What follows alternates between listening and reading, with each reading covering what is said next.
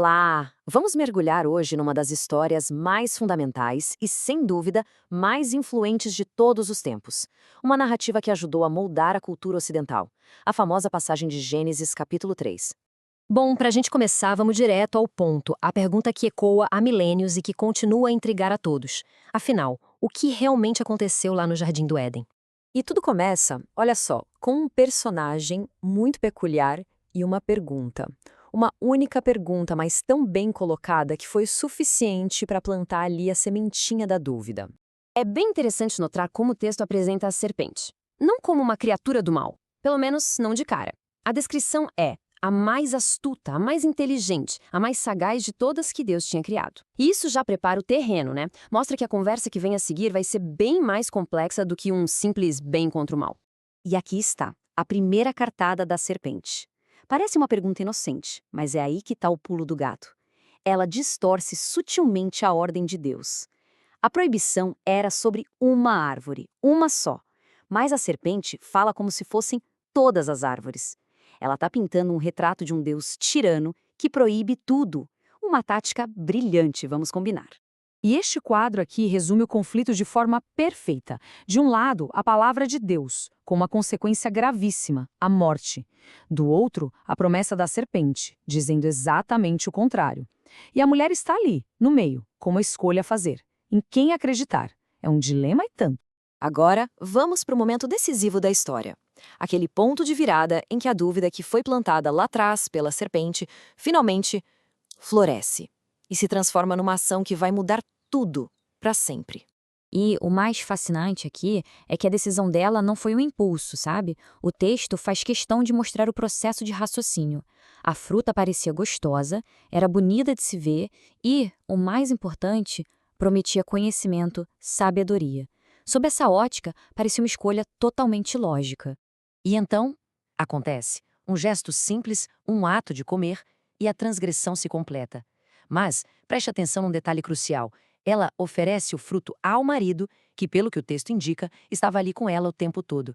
E ele come, sem discutir, sem questionar, sem hesitar. Um silêncio que fala volumes, não é mesmo? A primeira consequência não é a morte física, como se poderia imaginar. É uma mudança interna, uma transformação na percepção. A frase, os olhos de ambos foram abertos, é poderosa.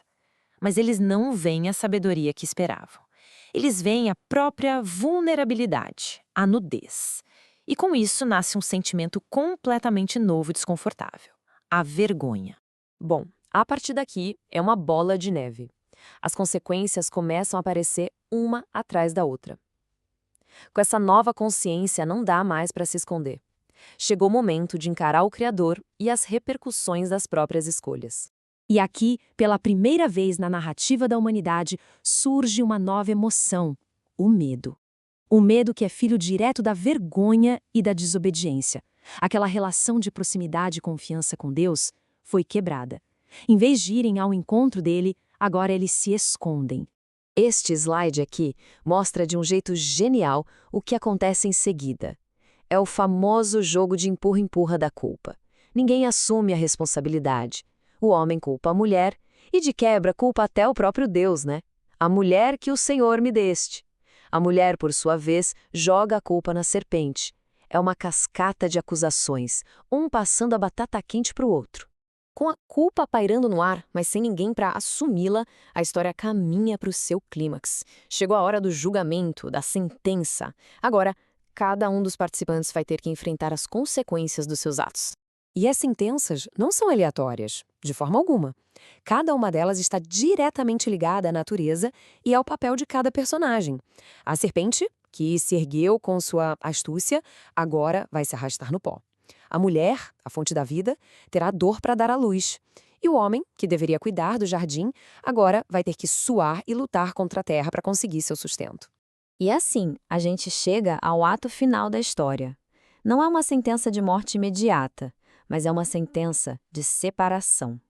É o fim do paraíso e o começo de uma nova realidade. Uma realidade bem mais dura e desafiadora. Mas olha que interessante, mesmo no meio desse cenário de julgamento, há um pequeno vislumbre de esperança. Adão dá à sua mulher o nome de Eva, que significa mãe de todos os viventes. É quase um ato de fé no futuro, um reconhecimento de que, apesar de tudo, a vida vai continuar. E o texto explica o motivo da expulsão de uma forma bem surpreendente. A ideia era impedir que o ser humano, agora em um estado caído, comesse da árvore da vida e vivesse para sempre nessa condição. Então, de certa forma, a expulsão é uma barreira para que o sofrimento não se tornasse eterno. E para garantir que não haveria volta, essa separação é selada de uma forma definitiva. Não é só uma porta fechada, é uma barreira sobrenatural. Querubins e uma espada de fogo guardando o caminho. O paraíso perdido agora está, de fato, perdido. E assim, a gente termina com essa reflexão. Será que essa é apenas uma história sobre quebrar uma regra e ser punido? Ou será que é algo muito maior? Uma poderosa metáfora sobre o despertar da consciência humana com toda a liberdade, a dor e a responsabilidade que vem junto? A resposta? Bom, essa talvez continue aberta para cada um de nós interpretar.